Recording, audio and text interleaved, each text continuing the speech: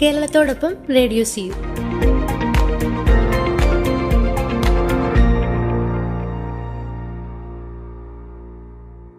എൻ്റെ പേര് നബീൽ, ജില്ലാ മാനസികാരോഗ്യ പരിപാടിയിലെ പ്രൊജക്ട് ഓഫീസറാണ്. സമ്പൂർണ്ണ മാനസികാരോഗ്യം അതുപോലെ തന്നെ സ്കൂൾ മെൻ്റൽ ഹെൽത്ത് നിന്ന് 2 പ്രൊജക്റ്റുകളുടെ പ്രൊജക്ട് ഓഫീസറാണ്.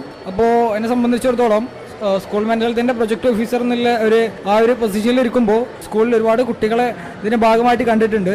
അപ്പോൾ നമുക്ക് പൊതുവായിട്ട് കുട്ടികളുടെ മെൻ്റൽ ഹെൽത്ത് ഇന്നത്തെ കാലത്ത് ഭയങ്കര പ്രാധാന്യമുള്ള ഒരു ഏരിയയാണ് കുട്ടികളുടെ മെൻ്റൽ ഹെൽത്ത് എന്ന് പറഞ്ഞത്.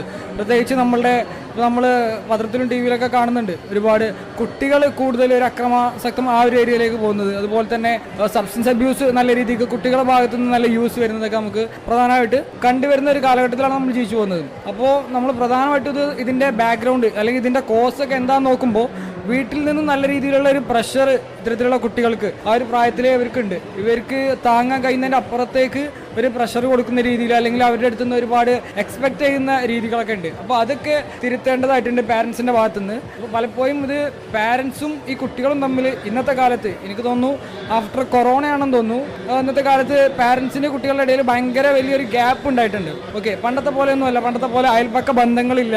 അതുപോലെ തന്നെ പാരൻസായിട്ട് എന്തും പറയാനുള്ള സ്വാതന്ത്ര്യം കുട്ടികൾക്കില്ല. കാരണം പാരൻസിനെയും പറയാൻ വയ്യ. കാരണം നമ്മുടെ ചുറ്റും നടക്കുന്ന സംഭവങ്ങൾ എങ്ങനെയാണ്, ഒരുപാട് ലഹരി കേസുകൾ സംഭവങ്ങൾ അതൊക്കെ വർദ്ധിച്ചു വന്നിട്ടുണ്ട്.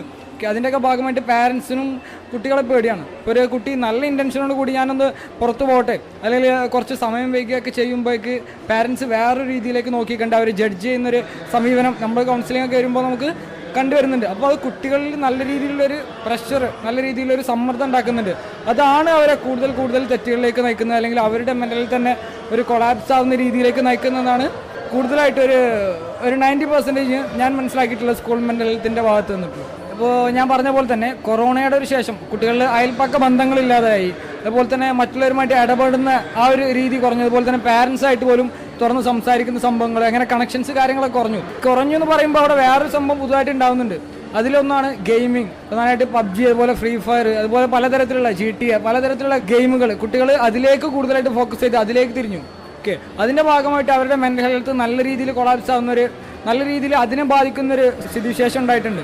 പ്രധാനമായിട്ടും കുട്ടികൾക്ക് ഈ ഫോണല്ലാതെ അല്ലെങ്കിൽ ആ ഫോണിലുള്ള കോണ്ടാക്ട്സ് അല്ലാതെ വേറെ പ്രത്യേകിച്ച് ഒരു ജീവിതത്തിൽ എന്തെങ്കിലും മോശം സാഹചര്യം വരുമ്പോൾ എങ്ങനെ നേരിടണമെന്ന് കുട്ടികൾക്ക് അറിയാത്തൊരവസ്ഥ ഉണ്ടാകുന്നുണ്ട്. കൂടുതൽ അവർ ഗെയിം അതിൽ തന്നെ ഫോക്കസ് ചെയ്തുകൊണ്ട് അതിന് ഭയങ്കര ഇമ്പോർട്ടൻസ് കൊടുത്ത് അവരുടെ മറ്റുള്ള പഠനം അതുപോലെ തന്നെ മറ്റുള്ള അവർ ചെയ്യേണ്ടതായിട്ടുള്ള ഒരുപാട് കാര്യങ്ങളിലൊക്കെ അവർ സമയം കിട്ടാതെയോ അല്ലെങ്കിൽ അതിൽ നിന്നൊക്കെ വൈദ്യുതി പോകുന്നൊരു സിറ്റുവേഷൻ ഉണ്ടാകുന്നുണ്ട്. ഇതിൻ്റെ ഇപ്പോൾ നമുക്ക് കുറച്ച് കൗൺസിലിംഗ് കേസുകൾ കാര്യങ്ങളൊക്കെ വന്നിട്ടുള്ളത് പാരൻസായിട്ട് ഇവരുടെ ഒരു പ്രശ്നം എന്ന് വെച്ചാൽ കുട്ടി കൂടുതലായിട്ട് ഫോൺ ഉപയോഗിക്കുന്നു എന്നുള്ളതാണ്. പക്ഷേ ഈ പാരൻസിനും അറിയാത്തൊരു പ്രശ്നമുണ്ട്. ഈ മൊബൈൽ മാറ്റി വെച്ചിട്ട് ഈ കുട്ടിയെ എങ്ങനെ മറ്റുള്ള രീതിയിൽ എൻഗേജ് ആക്കാം, അല്ലെങ്കിൽ എന്തൊക്കെ മറ്റു തരത്തിലുള്ള ആക്ടിവിറ്റികളിലേക്ക് കുട്ടികളെ വഴിതിരിച്ചു വിടാമെന്ന് പാരൻസിനും അറിയില്ല. ഇപ്പോൾ നമുക്കറിയാം എന്തെങ്കിലും ഒരു ഫംഗ്ഷനോ കാര്യങ്ങളൊക്കെ ഉണ്ടാകുമ്പോൾ പാരൻസ് പൊതുവായിട്ട് ചെയ്യുന്ന ചെറുപ്പത്തിലെ പാരൻസ് പഠിപ്പിക്കുന്ന കുട്ടികളെ ഫോൺ കൊടുത്തിട്ട് ഒരു മൂലയ്ക്ക് ഇരുത്തുക എന്നുള്ളൊരു സംഭവമാണ് നമ്മൾ കണ്ടുവരുന്നത്. ഓക്കെ, അതൊരു കുട്ടികളുടെ ഒരു സൈക്കോസെക്ഷൽ സ്റ്റേജസ് എന്ന് പറഞ്ഞാൽ അവരുടെ ഡെവലപ്മെൻറ്റിൻ്റെ ആ ഒരു സ്റ്റേജസ് ഉണ്ട്, 1 മുതൽ 6 വരെയുള്ള സ്റ്റേജ്. അപ്പോൾ ആ പ്രായം മുതലേ രക്ഷിതാക്കൾ കുട്ടികളുടെ അടുത്ത് ചെയ്യുന്നൊരു സംഭവമാണിത്. എന്നിട്ട് പിന്നെ ഒരു കുട്ടി 10ാം ക്ലാസ്സിൽ പഠിക്കാതെ ഫോണിലിരിക്കുന്നതിന് ആ കുട്ടിയെ നമ്മൾ പറയുന്നതിൽ യാതൊരു അർത്ഥമില്ല. ഓക്കെ, അപ്പോൾ ഏറ്റവും ആദ്യമായിട്ടൊരു കുട്ടിയെ വളർത്തുമ്പോൾ അതിൻ്റെ ഏറ്റവും ബേസിൽ തുടങ്ങുമെന്നാണ് ഇതിൻ്റെ ഭാഗമായിട്ട് പറയാനുള്ളത്. അപ്പോൾ അതിനെ സംബന്ധിച്ച് പറയുമ്പോൾ നമ്മൾ കുട്ടികൾ പ്രധാനമായിട്ട് അവർ ഫോണാണ് അധികമായിട്ട് ഉപയോഗിക്കുന്നത്. അപ്പോൾ അത് വെച്ചിട്ട് അത് ചൂഷണം ചെയ്തിട്ട് വളർന്നു വരുന്ന ഒരുപാട് സെലിബ്രിറ്റീസ്, ഞാൻ പേരെടുത്ത് പറയുന്നില്ല. അപ്പം അവർക്ക് എന്ന് പറയുമ്പം ഞാൻ അവരെ മോശമായിട്ട് ചിത്രീകരിക്കാനൊന്നുമല്ല, ഭയങ്കരമായിട്ട് അവർ പൊതുവായിട്ടൊരു കണ്ടന്റ് ചെയ്യായിരിക്കും. പക്ഷേ ഈ കുട്ടികൾ നല്ല രീതിയിൽ നെഗറ്റീവായിട്ട് ഇൻഫ്ലുവൻസ് ചെയ്യുന്നുണ്ട്. അപ്പം ഇതാണ് ലോകം അല്ലെങ്കിൽ ഇത് മാത്രമാണ് ശരി എന്നുള്ളൊരു സംഭവം കുട്ടികളുടെ ഭാഗത്തു നിന്ന് ഉണ്ടാകുന്നുണ്ട്. നമ്മൾ കണ്ടിട്ടുണ്ടായിരുന്നു കേരളം കത്തിക്കാൻ ഇറങ്ങിയിട്ട് കുറച്ച് കുട്ടികളൊക്കെ കേരളം കത്തിക്കുന്നൊക്കെ പറഞ്ഞിട്ട് ആ ഒരു രീതിയിലേക്ക്. അപ്പം അങ്ങനെ ഒരു ഇമ്മച്യൂറായുള്ള രീതിയിലേക്ക് ഈ കുട്ടികളൊക്കെ മാറ്റാൻ ഇതൊരു കാരണമായിട്ടുണ്ട്. ഒരുപാട് അത്തരത്തിലുള്ള സ്ട്രീമേഴ്സ് ഒക്കെ കുട്ടികളെ ഭയങ്കര നെഗറ്റീവായിട്ട് ഇൻഫ്ലുവൻസ് ചെയ്യുന്നുണ്ട്. കുട്ടികളിലെ സൈക്കോസെക്ഷൽ സ്റ്റേജസ് എന്ന് പറഞ്ഞൊരു 1 മുതൽ 6 വയസ്സ് വരെയുള്ള കാലഘട്ടമുണ്ട്. അപ്പം ആ ഒരു കാലഘട്ടം എന്ന് പറയുന്നത് ഒരു വ്യക്തിയെ വാർത്തെടുക്കുന്നതിൽ ഈ ഒരു 6 വയസ്സ് വരെയുള്ള കാലഘട്ടം ഭയങ്കര ക്രൂഷ്യലാണ്. അപ്പോൾ നമ്മൾ പറയും വേരിലാണ് വളരേണ്ട, തലയിലിട്ടിട്ട് കാര്യമില്ല, അല്ലെങ്കിൽ മോൾ ഭാഗത്തിട്ടിട്ട് കാര്യമില്ല എന്ന് പറയും. ഓക്കെ, അപ്പോൾ അത് എക്സാക്ട്ലി അത് നമ്മൾ പണ്ടത്തെ ആൾക്കാരൊക്കെ പറയുന്നതിൻ്റെ പൊരുൾ നമുക്ക് ഇന്ന് ജീവിതത്തിലൂടെ മനസ്സിലാവുന്നുണ്ട്. കാരണം നമ്മൾ പല കുട്ടികളെയും കാണുന്നുണ്ട് ഇത്തരത്തിലുള്ള ഒരു അഡിക്ഷൻ. ഈ ഒരു 10ാം ക്ലാസ്സൊക്കെ വരുമ്പോഴാണ് എക്സാം കാര്യങ്ങളൊക്കെ വരുന്നുണ്ടല്ലോ. അപ്പോഴാണ് പാരൻസ് ഇതിൻ്റെ അത്രത്തോളം പ്രശ്നമുണ്ട് ഈ ഒരു ഫോൺ അഡിക്ഷൻ അല്ലെങ്കിൽ ഇതിൽ മാത്രമായിട്ട് ഫോക്കസ് ചെയ്യുന്നതിലൊക്കെ എത്ര പ്രശ്നം ഉണ്ട്, അല്ലെങ്കിൽ അവർ സൈക്കോളജിസ്റ്റിൻ്റെ അടുത്ത് അല്ലെങ്കിൽ സൈക്കാട്രിസ്റ്റിൻ്റെ അടുത്തൊക്കെ കൊണ്ടുവരുന്നത് ഈ ഒരു പ്രായത്തിലാണ്. അവരപ്പോൾ മാത്രമാണ് ഫോക്കസ് ചെയ്യുന്നത്. അപ്പോൾ നമ്മളുടെ നാട്ടിലൊരു 9ാം ക്ലാസ് വരെ കുട്ടികളെ ജയിപ്പിച്ച് വിടുക എന്നുള്ളൊരു സിസ്റ്റം ഉണ്ട്. അപ്പോൾ അതിൻ്റെ ഭാഗമായിട്ട് രക്ഷിതാക്കളും അവെയർ ആവുന്നില്ല. ഈ ഒരു എഡ്യൂക്കേഷന് അവർക്ക് പ്രശ്നമുണ്ടോ, അല്ലെങ്കിൽ ഇവർക്ക് മെൻ്റൽ ഹെൽത്ത് എന്തെങ്കിലും ഒരു ചാലഞ്ച് ഉണ്ടോ, അല്ലെങ്കിൽ കുട്ടികൾക്ക് ഇപ്പം എന്തെങ്കിലും തരത്തിലുള്ള മാനസികമായിട്ടുള്ള രോഗമുണ്ടോ, എന്തെങ്കിലും വൈകല്യം ഉണ്ടോ എന്നൊക്കെ പാരൻസ് തീരെ അവെയർ അല്ല.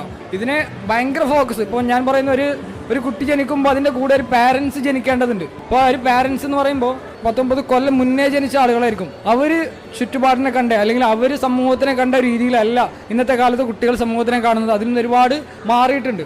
അത്തരത്തിൽ ഇപ്പോൾ ഇന്നത്തെ ഞാൻ പറഞ്ഞ പോലെ തന്നെ ഒരു കുട്ടി ജനിക്കുമ്പോൾ ഒരു രക്ഷിതാവ് കൂടെ ജനിക്കേണ്ടതുണ്ട്. അതല്ലെങ്കിൽ ഒരു കാടടിച്ച് വെടിവെക്കുന്ന ഒരു സംഭവമായി പോകും. ഈ കുട്ടിയെ നമ്മൾക്ക് കൺട്രോൾ ചെയ്യാനും പറ്റില്ല. ഈ കുട്ടി പോകുന്ന വഴിക്ക് നമ്മൾ പോകേണ്ട ഒരു സ്ഥിതിവിശേഷം ഉണ്ടാവും. അപ്പോൾ ചെറുപ്പത്തിൽ തന്നെ കുട്ടികളിൽ തന്നെ ഈ ഒരു ഗെയിം കാര്യങ്ങളൊക്കെ നന്നായിട്ട് എന്ത് ചെയ്യുക, കൺട്രോൾ ചെയ്യുക എന്ന് പറയുമ്പോൾ അവരെ എല്ലാത്തിലും നിയന്ത്രണം ഏർപ്പെടുത്തിയിട്ട് അവരെ വേറെ ബുദ്ധിമുട്ടിക്കാന്നല്ല, അതിൻ്റെ അപ്പുറത്തേക്ക് ജീവിതത്തിലെ മൂല്യങ്ങൾ അതുപോലെ അത്തരത്തിലുള്ള കാര്യങ്ങളൊക്കെ കുട്ടിയെ പറഞ്ഞ് മനസ്സിലാക്കുക. ആ ഒരു രീതിയിലേക്ക് കുട്ടികളെ വഴിതിരിച്ച് വിടേണ്ടതുണ്ട്. എൻ്റെ കേരളത്തോടൊപ്പം റേഡിയോ സീവ്.